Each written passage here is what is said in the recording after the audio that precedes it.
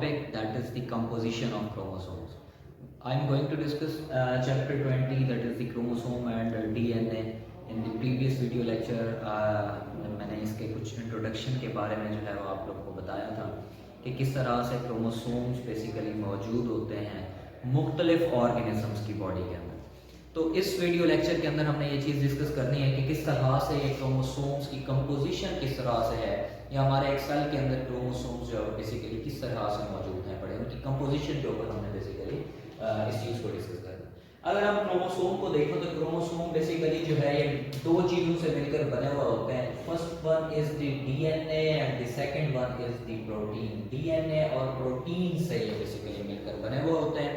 Chromosome में जो DNA है वो अप्रॉक्सीमेटली 40% डीएनए मौजूद होता है बड़ा, और 60% जो है वो प्रोटीन मौजूद होती है बड़ी। हमारे पास ये 40% अप्रॉक्सीमेटली जो है वो डीएनए मौजूद होता है बड़ा एक क्रोमोसोम के अंदर, और प्रोटीन जो है वो तकरीबन हमारे पास 60% प्रोटीन मौजूद होती है बड़ी एक क्रोमोसोम के अंदर। और क्रोमोसोम के पास वो जो थ्रेड लाइक स्ट्रक्चर है, दिस वन इज दी, अगर हम इसकी बात करें तो एक क्रोमोसोम इस थ्रेड लाइक स्ट्रक्चर के पास एक तो डीएनए मौजूद है, दूसरे नंबर पे इसके पास प्रोटीन मौजूद है, और तीसरे नंबर पे कुछ सिग्निफिकेंट अमाउंट आरएनए की भी मौजूद होती है बड़ी। आरएनए भी इसके पास बेसिकली मौजूद है बड़ा। अब वो जो सिग्निफिकेंट अमाउंट आरएनए की मौजूद है उसके पीछे रीजन क्या है कि वो क्यों इसके साथ एसोसिएटेड है। हालांकि डीएनए में तो आरएनए को नहीं होना चाहिए। DNA is a double standard structure, double standard molecule, लेकिन जो RNA it is a single standard molecule. तो नॉर्मली हम देखें तो आरएनए को यहाँ पे नहीं होना चाहिए, लेकिन आरएनए के यहाँ पे होने की रीजन क्या है कि उनके जो क्रोमोसोम्स हैं ये इन्होंने बेसिकली, या जो हमारा जो डीएनए इसके अंदर लगा हुआ है उससे वेरियस टाइप्स ऑफ आरएनए ने बनना है, लाइक मैसेंजर आरएनए ने बनना है जो इंफॉर्मेशन को लेकर पाया जाएगा। इसी तरह से राइबोसोमल आरएनए जो है वो बनेगा।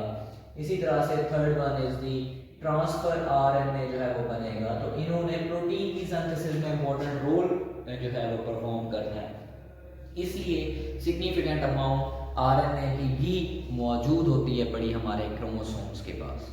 इसी तरह हम आगे चलें तो डीएनए के बारे में कि डीएनए बेसिकली एक बड़ा ही लॉन्ग डबल स्टैंडर्ड फाइबर है, बहुत लंबा सा जो है वो एक धागा सा मौजूद है बड़ा, बहुत लंबा फाइबर सा है बड़ा, और एक छोटे से सेल के अंदर इसको जो है वो, अब ये एक कुदरत का करिश्मा है, ठीक है, एक अल्लाह ताला की तरफ से जो है ये बेसिकली हम अगर इस पे डिस्कस करें तो डीएनए के मॉलिक्यूल्स को अगर हम मतलब हम अपने एक सेल को आम आंख से नहीं देख सकते, तो उसके अंदर अल्लाह ताला ने किस चीज़ को, छोटे से न्यूक्लियस को रखा, और उसके अंदर बेसिकली मौजूद है बड़ा हमारा डीएनए मौजूद है बड़ा। डीएनए के स्ट्रक्चर को जब देखा जाए तो डीएनए के स्ट्रक्चर के ऊपर मुख्तलिफ साइंटिस्ट ने जो थे वो अपने जो ऑब्जर्वेशंस थी उनको जो है वो पेश किया।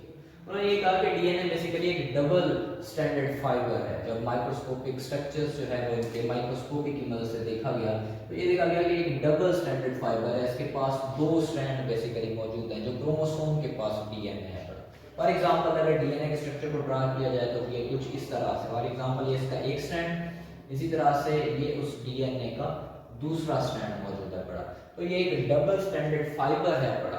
तो ये डबल स्टैंडर्ड फाइबर इस क्रोमोसोम के अंदर रखा हुआ है, ठीक है, ये double standard fibre, for example this one is the chromosome, इस क्रोमोसोम के अंदर इस तरह से ये double standard fibre for example यूं मौजूद है बड़ा, इस तरह से, ठीक है।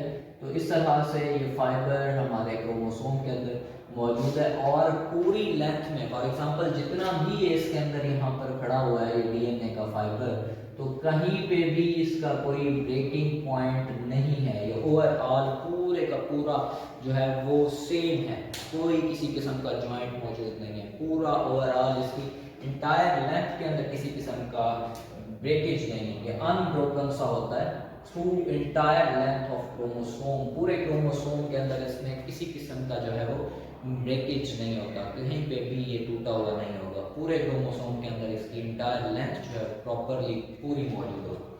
तो ये देखा गया कि 140 मिलियन न्यूक्लियोटाइड्स बेसिकली लगे हुए होते हैं हमारे एक डीएनए के अंदर, ठीक है।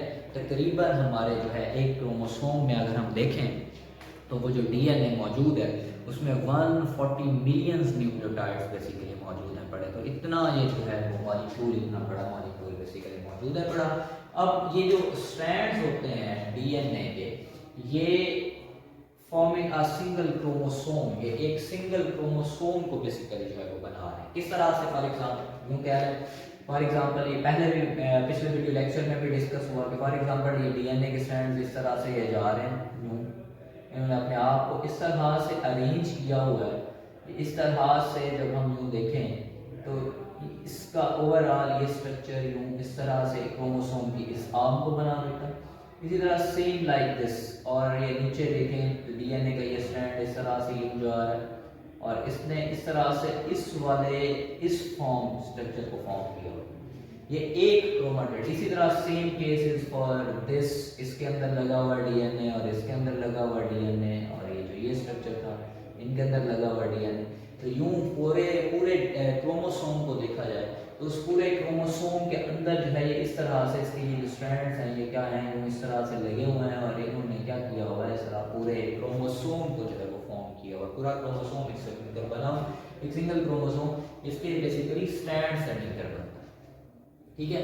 और ये चीज़ देखी गई है कि जो डीएनए के स्ट्रक्चर था इसके ऊपर जो है जब मुख्तलिफ साइंटिस्ट ने इसको स्टडी किया, इसके न्यूक्लियोटाइड्स के बारे में, इसके छोटे छोटे यूनिट्स को देखा गया। लाइक ये एक रूम है तो रूम के अंदर फॉर एग्जांपल इसकी दीवारों को देखा जाए तो छोटे छोटे यूनिट्स से मिलकर बना हुआ है और वो यूनिट्स ईंटें हैं। ऐसे ही डीएनए बेसिकली जिन छोटे छोटे यूनिट से मिलकर बना हुआ है, छोटे छोटे यूनिट्स को क्या कहा जाता है, न्यूक्लियोटाइड्स कहा जाता है, that are called as nucleotides. तो एक रिसर्च जो है वो ये भी कहती है कि अगर हम डीएनए के मॉलिक्यूल को देखें तो हमारे पास अगर फॉर एग्जांपल 280 पेजेस वाली कोई बुक हो, ठीक है, और 280 फॉर एग्जांपल हमारे पास सॉरी बुक्स हो, हमारे पास अप्रॉक्सीमेटली 280 बुक्स हों पड़ी और 280 किताबों 280 बुक्स हों और इन 280 किताबों में 1000 पेजेस बेसिकली मौजूद हों पड़े, ठीक है। हर एक बुक के अंदर 1000 पेज, ठीक है। तो 280 बुक्स हों और उनमें 1000 जो है वो पेजेस मौजूद हों पड़े, हर एक बुक में 1000 page. For example first one में 1000, दूसरी में 1000, तीसरी में, चौथी में 280 तक एक 1000 उसके अंदर जो है वो पेजेस हों पड़े और हर पेज के ऊपर जो लफ्ज़ हैं पड़े वो बेसिकली कितने हों, 500 हों।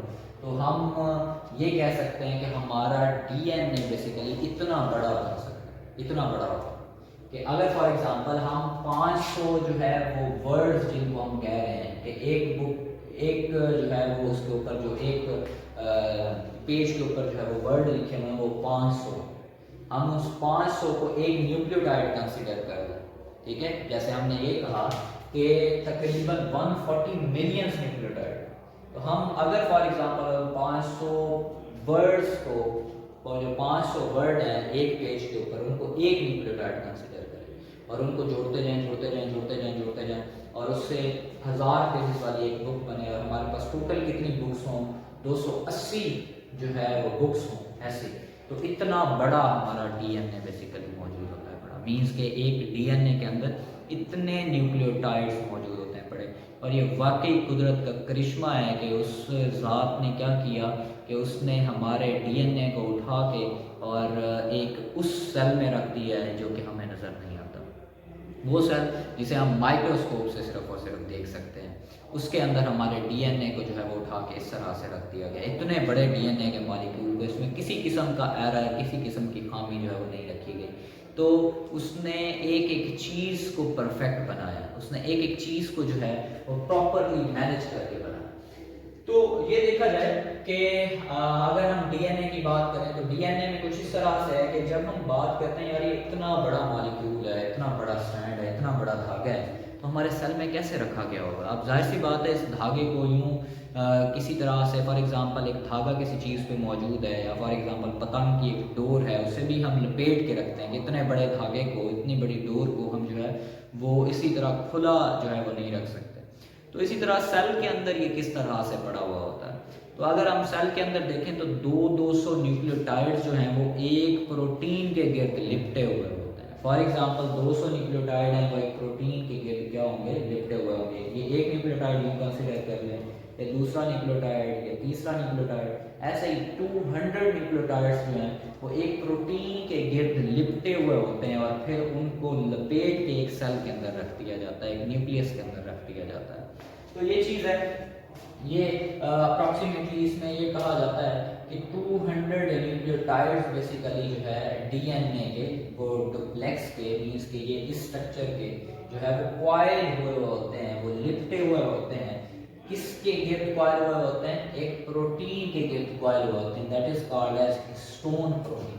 उसे हम किस चीज़ का नाम देते हैं, हिस्टोन प्रोटीन का नाम देते हैं। और उनकी अमाउंट होती है 8, मतलब 200 न्यूक्लियोटाइड्स एक प्रोटीन के गिर्द लिपटे हुए होंगे और उस प्रोटीन की का नाम है हिस्टोन प्रोटीन, और वो 8 प्रोटीन्स होती हैं। और ये डीएनए प्लस हिस्टोन, अगर हम इन दोनों की बात करें तो हम इसे कलेक्टिवली एक नाम देते हैं, that is called as nucleosome. इसे हम न्यूक्लियोसोम का नाम देते हैं, that is called as nucleosome. तो डीएनए और हिस्टोन मिलकर न्यूक्लियोसोम बनाते हैं। अब हम देखते हैं किस तरह से ये प्रोटीन के गिर्द लिपटे हुए होते हैं। फॉर एग्जांपल ये बात मैंने की कि ये 200 न्यूक्लियोटाइड 8 हिस्टोन प्रोटीन के गिर्द लिपटे हुए। For example this one is ये 2, ये 3, ये 4, ये 4 हिस्टोन प्रोटीन्स हो गए। ये 4 पीछे की जाने मौजूद हैं, इनके आगे 4 और प्रोटीन्स यहाँ पे मौजूद हैं। For example this one is the, इनके आगे यहाँ पे मौजूद है बड़े, दिस वन ये यहाँ पे मौजूद है बड़े, दिस वन ये यहाँ पे, और ये अब ये टोटल कितनी हो गई, ब्लू वाली जो है वो अप्रॉक्सीमेटली कितनी है, ब्लू वाली हमारे पास कितनी है बड़ी, 4 ब्लू वाली है, और 4 जो है वो कौन सी है बड़ी हमारे पास, ब्लैक वाली। ये 2 पीछे मौजूद है बड़ी 4, और 4 इसके आगे मौजूद है। टोटल कितनी हो गई, 8 हिस्टोन प्रोटीन्स हो गए। तो 8 हिस्टोन प्रोटीन्स के गिर्द यूं डीएनए का मॉलिक्यूल इस तरह से 200 न्यूक्लियोटाइड्स लिपटे हुए होते हैं। इसी तरह से फॉर एग्जांपल अगली जो है वो 8, उन 8 के गिर्द जो है यहाँ पर क्या होगा, यूं ये लिपटा हुआ पड़ा होगा। तो इस तरह से ये डीएनए का मॉलिक्यूल बेसिकली इसके 200 न्यूक्लियोटाइड इस तरह से रैप हुए पड़े हुए होते हैं एक प्रोटीन के गिर्द, that is called as histone protein. उसे हम किस चीज़ का नाम देते हैं, हिस्टोन प्रोटीन का नाम देते हैं। अब यहाँ पे एक इम्पॉर्टेंट चीज़, तो ये एक शॉर्ट क्वेश्चन पूछा जाता है, व्हाट इज न्यूक्लियोसोम, ये न्यूक्लियोसोम किसे कहते हैं। और दूसरी एक इम्पॉर्टेंट चीज़ कि जितनी भी प्रोटीन्स है ना नेचर के अंदर, approximately almost all proteins are negatively charge. तमाम की तमाम प्रोटीन्स जो होती हैं वो क्या होती हैं, नेगेटिव चार्ज होती हैं। ऑलमोस्ट जो है प्रोटीन्स हैं, ऑलमोस्ट जो प्रोटीन्स होंगी वो क्या होती हैं, बेसिकली ये नेगेटिव चार्ज होती है, नेगेटिव चार्ज होता है, ठीक है। लेकिन जो हिस्टोन है, हिस्टोन बेसिकली क्या होती है, ये पॉजिटिव चार्ज प्रोटीन है बड़ी, ठीक है, ये पॉजिटिवली चार्ज प्रोटीन।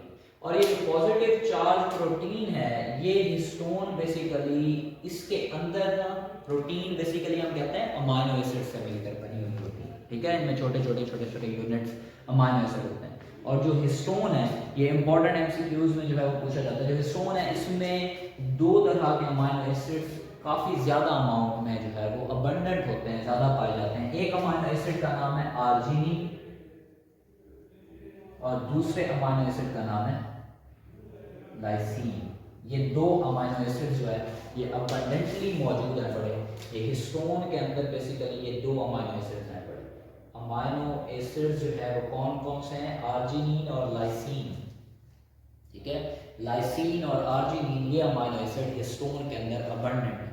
और ये प्रोटीन क्या है, ये पॉजिटिव चार्ज प्रोटीन है। बाकी जितनी भी प्रोटीन्स होती हैं वो ऑलमोस्ट क्या होती हैं, नेगेटिव चार्ज प्रोटीन होती हैं। अब इसके पॉजिटिव चार्ज की वजह से ये अट्रैक्ट हो जाती है, जो डीएनए के अंदर फॉस्फेट ग्रुप है, फॉस्फेट ग्रुप मौजूद है पड़ा किसमें, डीएनए। जो डीएनए का स्ट्रक्चर है अगर उसमें हम देखें एक न्यूक्लियोटाइड के अंदर बेसिकली फॉस्फेट ग्रुप होता है। वो फॉस्फेट ग्रुप बेसिकली क्या होता है, नेगेटिव चार्ज होता है, ठीक है। अब ये नेगेटिव चार्ज और ये पॉजिटिव चार्ज, यहाँ पर ये दो बेसिक चीजें हैं, ये नेगेटिव चार्ज और ये क्या है, positive charge, stone positive charge, ये आपस में अट्रैक्ट हो जाएंगी और यूं ये क्या हो जाती हैं, ये बढ़ जाती है। For example this one is the positive charge और ये जो ब्लू कलर में this one is the negative charge, ये जो Dn है, और यूं नेगेटिव पॉजिटिव चार्ज एक दूसरे के साथ आपस में अटैचमेंट बना लेंगे और इनकी अटैचमेंट से क्या होगा कि ये प्रॉपरली अपने आप को मैनेज कर लेंगे, प्रॉपरली वो हिस्टोन के गेट जो है वो DNA लिपट जाएगा। तो ये तो इस तरह से हो गया। अब अगर हम क्रोमोसोम में देखें तो क्रोमोसोम में ये जो थ्रेड लाइक स्ट्रक्चर बेसिकली मौजूद है पड़ा। अगर क्रोमोसोम की बात की जाए, for example this one is a chromosome, यहाँ पर थ्रेड लाइक जो स्ट्रक्चर है ना, उसमें कुछ यूं है कि ये थ्रेड लाइक स्ट्रक्चर कुछ इस तरह से बाल दफा ना कुछ जगहों पे इस तरह से मौजूद होता है बड़ा, इस तरह से हिस्टोन के गेट लिपटा हुआ इस तरह से होता है, और बाज़ जगहों पे यही थ्रेड लाइक स्ट्रक्चर कुछ इस तरह से मौजूद होता है बड़ा, इस तरह से ये मौजूद है। अब इसकी शेप के अंदर जो है हमें वाज़ेह क्लियर फर्क जो है वो नजर आ रहा है। वो किस तरह से है, फॉर एग्जांपल बाज़ दफ़ा इस तरह से है और बाज़ दफ़ा इस तरह से मौजूद है। इसी चीज़ को मैंने जो है वो यहाँ पर शो किया। फॉर एग्जांपल ये वाला पार्ट मैंने यहाँ पे शो कर दिया और दिस वन इज दिस। अब देखें, इसमें आप देखें तो हिस्टोन्स बिल्कुल करीब करीब मौजूद है बड़े, ठीक है, और इसमें हम देखें तो हिस्टोन्स जो है वो काफ़ी दूर दूर मौजूद है पड़े। तो अगर हिस्टोन्स जो हैं वो बेसिकली हाईली कंडेंस पोर्शन है ना क्रोमैटिन का, अगर क्रोमैटिन बहुत ज़्यादा क्लोज है, टाइटली बॉन्डेड है, बहुत ज़्यादा कंडेंस है, बहुत ज़्यादा सिकुड़ा हुआ है, तो उसे ऐसे क्रोमैटिन को हम क्या नाम देते हैं, basically that is called as heterochromatin.